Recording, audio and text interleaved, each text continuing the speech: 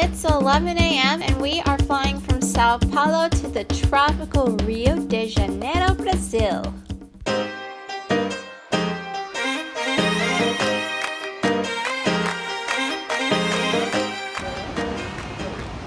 Upon landing, we had to check into our hotel located right on Copacabana Beach, where we also meet up with my parents' longtime friends, and we head straight to our first attraction, the famous Christ the Redeemer. We reserved our train tickets online for the late afternoon, and we ride up on the 30-minute long journey that takes you almost right up to Christ himself.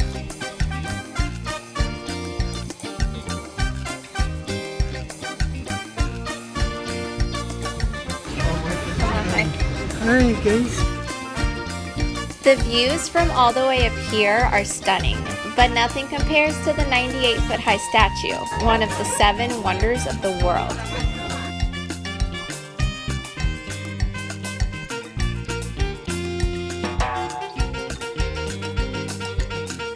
In the evening, we stroll along the always lively Copacabana Beach, and Dad spots a fun game of volleyball, except in this version, you start the game by kicking the ball and you can't use your arms. One of my dad's must-dos while in Rio is to visit a favela, so we booked a recommended tour with Favela Brothers to visit Favela Rosina, guided by our wonderful local Obi. My parents are still impressed with the power lines, even here. 1/3 of Rio's population lives in favelas spread throughout the city, as they're also not required to pay any property taxes. Obi guides us through the narrow streets and even gets to show us his own home.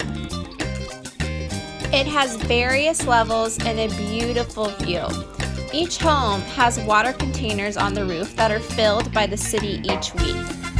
Contrary to other cities, the higher you go, the cheaper. Climbing all these steps every day is no easy feat.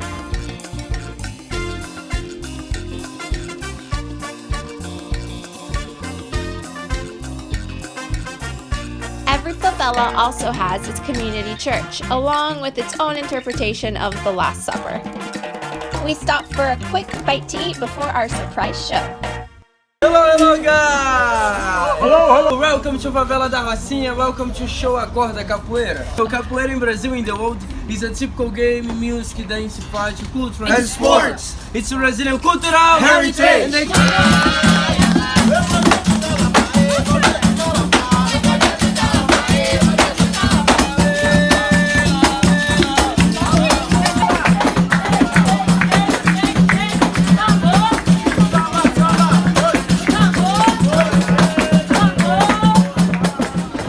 Particularly warm in January, and, well, it wouldn't be a vacation in Rio without a trip to the beach.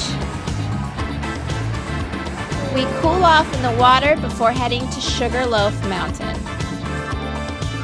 It takes 2 cable cars to get to the very top. First, you stop at Urca Hill.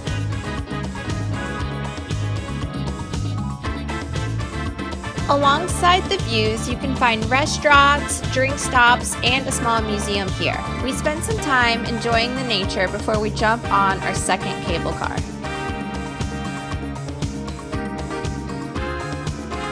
We make it just in time for sunset and the amazing views.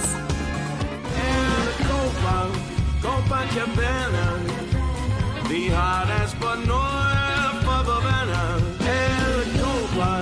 Copacabana, music and passion were always the fashion at the Copa. Don't fall in love. We've really worked up an appetite after the long day, and we head to a famous Brazilian steakhouse for buffet dinner.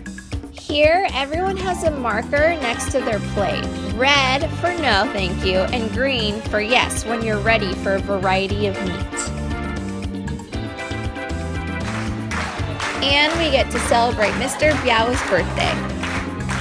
On day 3, we are hopping on the subway system and heading over to downtown Rio in the Lapa district for our walking tour. Unfortunately, it's a rainy day, but nothing some sandals and umbrellas can't handle. Our first stop is Colombo Bakery for some coffee and snacks. It's one of the oldest cafes in town. I also get to try a popular Brazilian delicacy, a brigadeiro.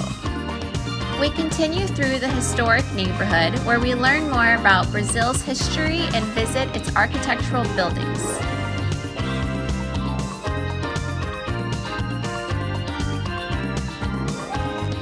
Next, we head to the Lapa neighborhood, known for its hip bar scene and street art, including the famous Selarón stairs with over 2,000 tiles from over 60 countries.